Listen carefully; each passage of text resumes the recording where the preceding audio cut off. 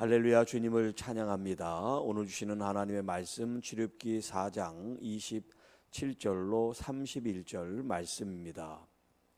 경배를 받으시는 하나님이라는 제목으로 함께 말씀을 나눕니다.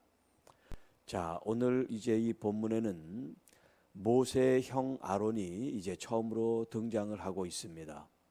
앞으로 이제 계속해서 아론이 죽을 때까지 모세와 함께 사역을 하는 이제 그런 동행의 여정이 나올 텐데요. 그 시작이 이제 오늘 이 본문에 나오고 있습니다.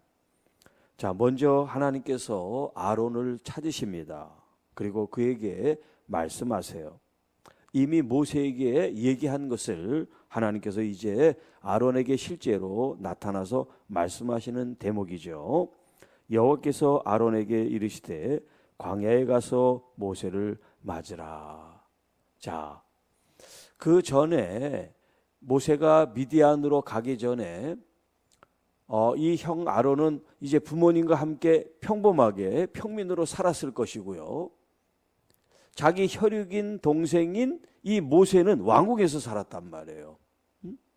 비록 혈통적으로는 한 부모 밑에서 태어났는지 모르지만은 이미 자라고 성장한 배경이 서로 달라요.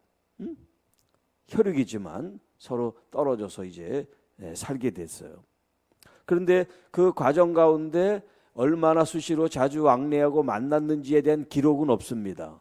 자, 기록은 없는데 우리가 알 수 있는 것은 이 미디안 광야 40년 동안 중간에 만났다는 그런 기록이 없으니까 적어도 우리가 생각할 때는 그만큼 서로 떨어져 있었다는 거죠.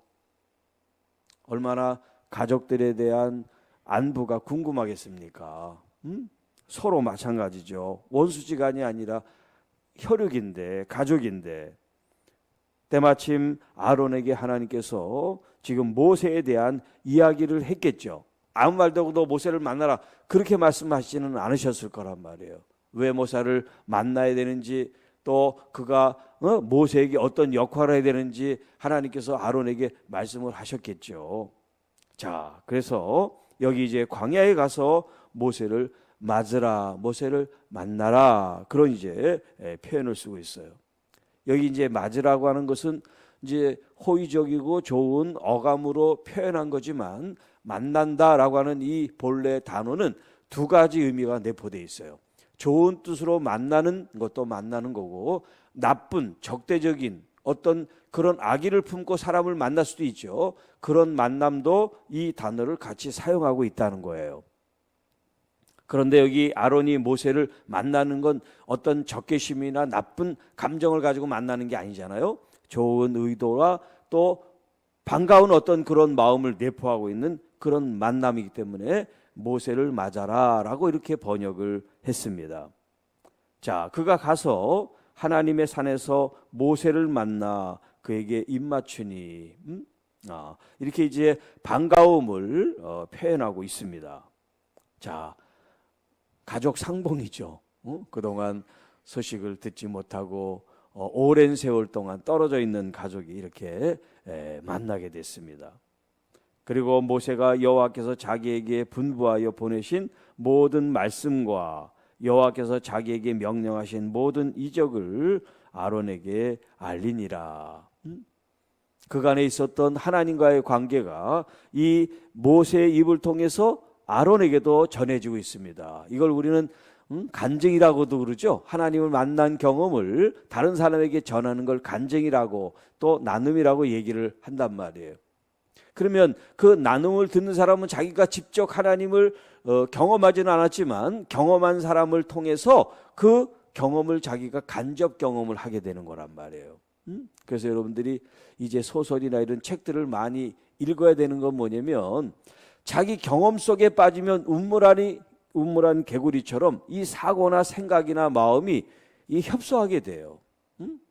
그런데 책이라든가 다른 사람들의 어떤 삶을 많이 경험하게 되면 그런 삶도 있구나 하고 시야가 넓어지고 이 관용과 포용력이 넓어져요. 그리고 그 사람들의 삶 속에서 경험되어진 것을 배우는 지혜를 또 배울 수가 있어요. 그래서 이제 그동안 책을 여러분들에게 읽을 책을 이제 준비를 했는데 이제 책장도 좀 사고 그래서 여러분들한테 책을 읽을 준비를 지금 하고 있습니다. 그래서 여러분들이 성경도 읽고 또 좋은 신앙적인 서적도 읽어서 마음의 양식을 삼으시기를 바랍니다. 자, 모세와 아론이 가서 이제 하나님께서 그들에게 임무를 준 이 미션을 수행하는 대목이에요.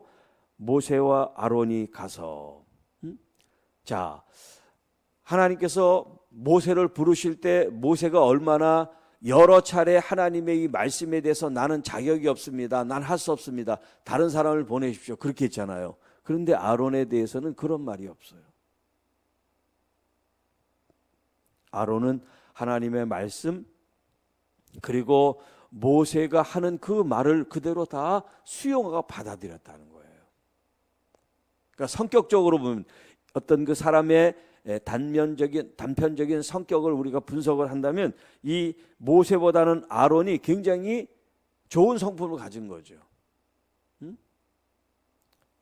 수용하고 받아들이고 또 더군다나 형이 아니라 동생이잖아요. 어떻게 보면 동생의 어떻게 부하 심부름꾼처럼 이렇게 지금 대변인과 같이 지금 같이 활동을 한다는 게 이게 쉽지 않잖아요.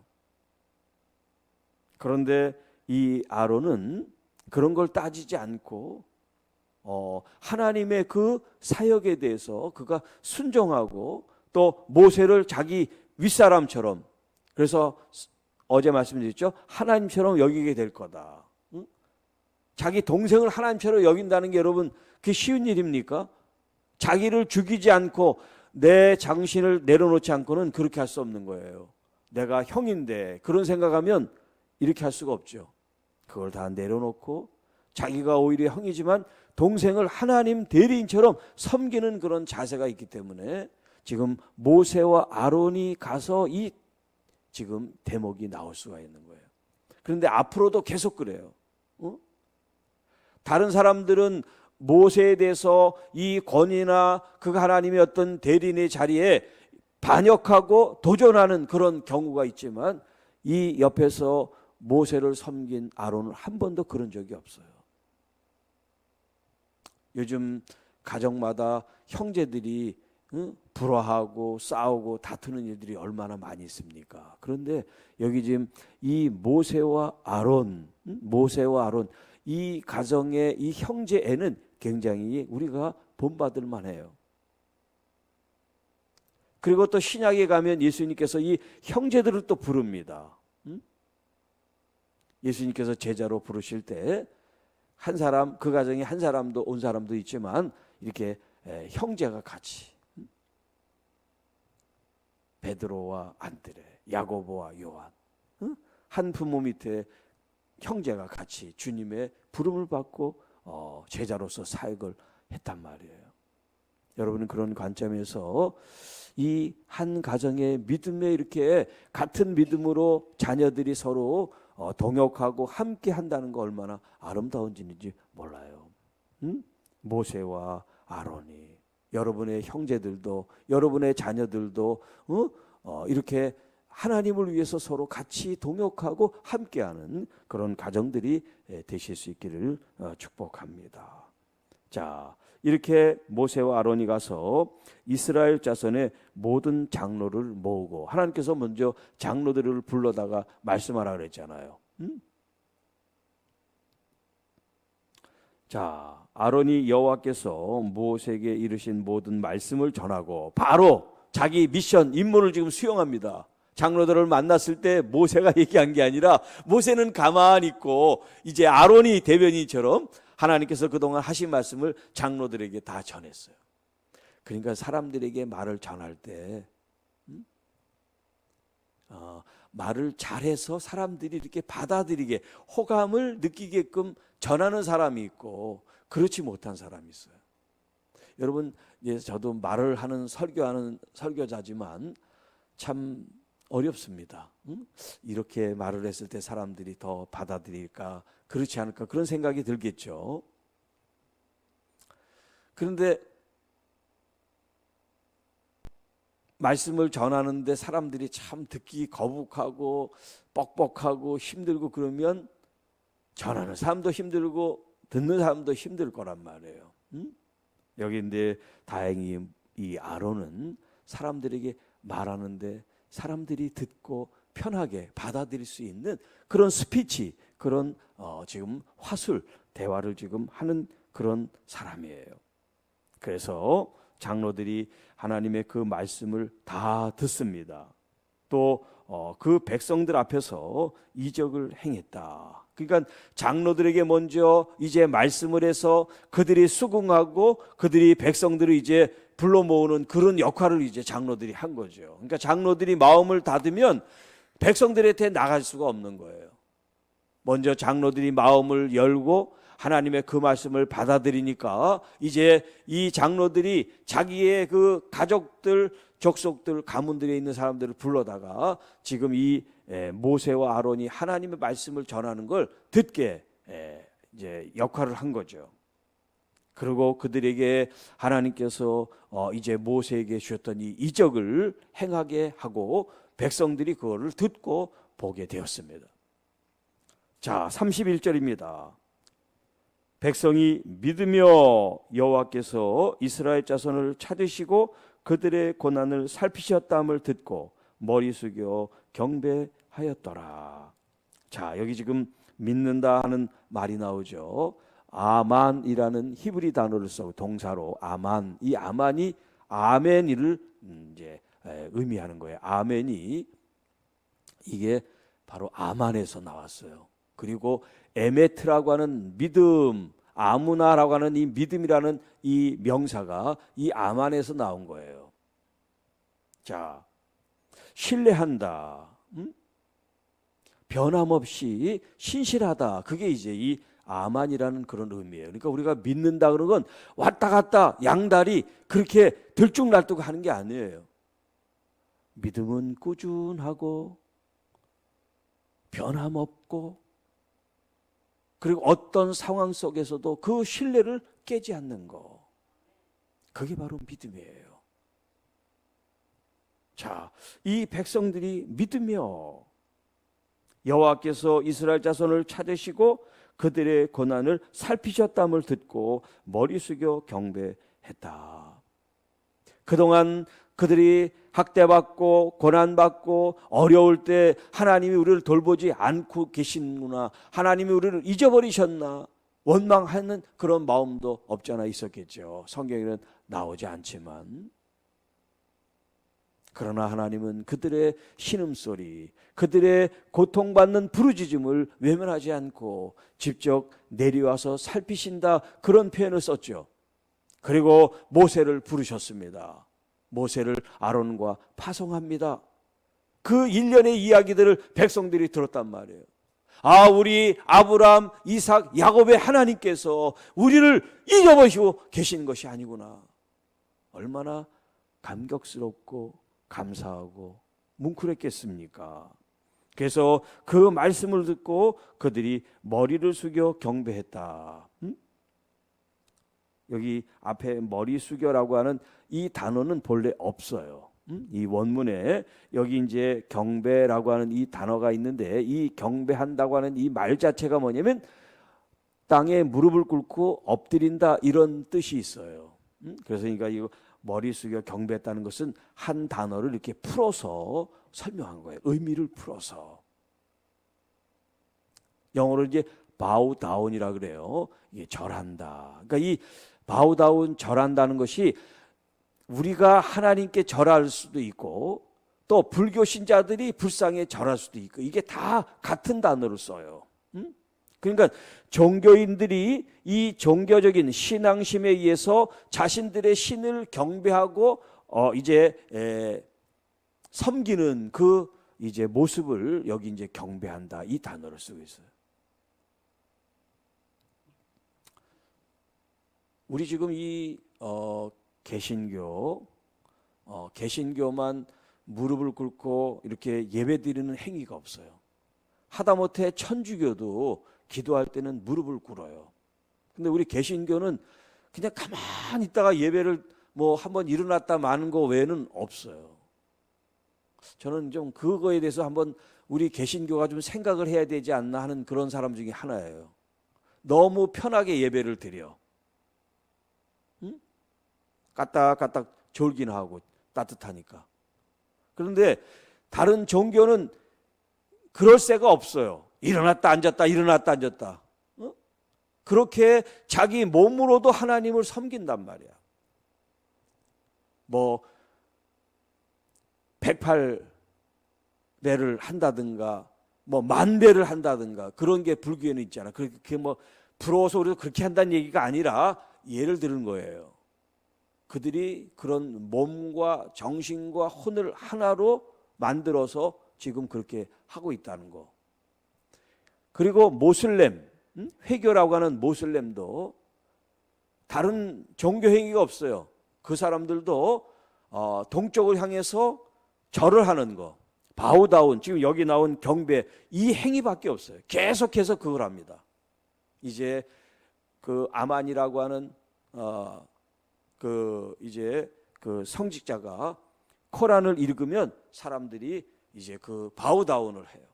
일어났다 앉았다 일어났다 앉았다.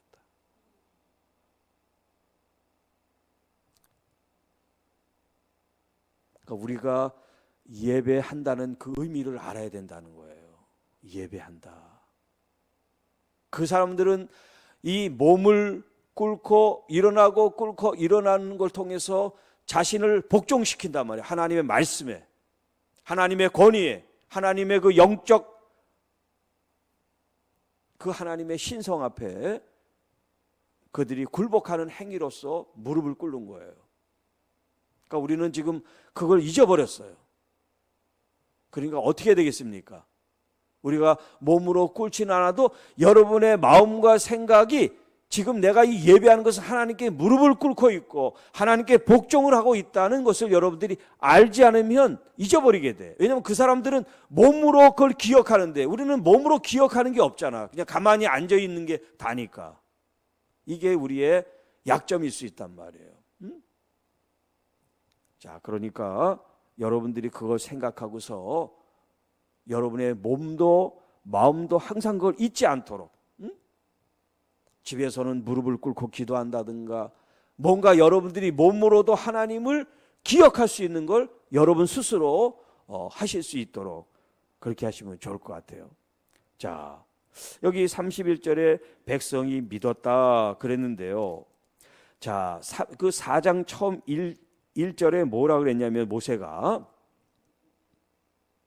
그러나 하나님이 이제 기적을 품고 그걸 보여주면 그들이 믿게 된다 그러는지 이 모세가 뭐라냐면 그러나 그들이 나를 믿지 아니하며 내 말을 듣지 아니하고 이르기를 여호와께서 내게 나타나지 아니하셨다 하리이다. 지금 하나님께 이런 변명을 지금 하고 있단 말이에요. 이스라엘 백성들이 기적을 보여주고 해도 믿지 않을 겁니다. 이런 얘기를 했단 말이에요. 그런데 결과적으로 말씀을 전하고 기적을 보였을 때 백성들이 안 믿었습니까? 믿었단 말이에요. 그러니까 우리는 항상 1절에 이게 빠지기 쉬워요.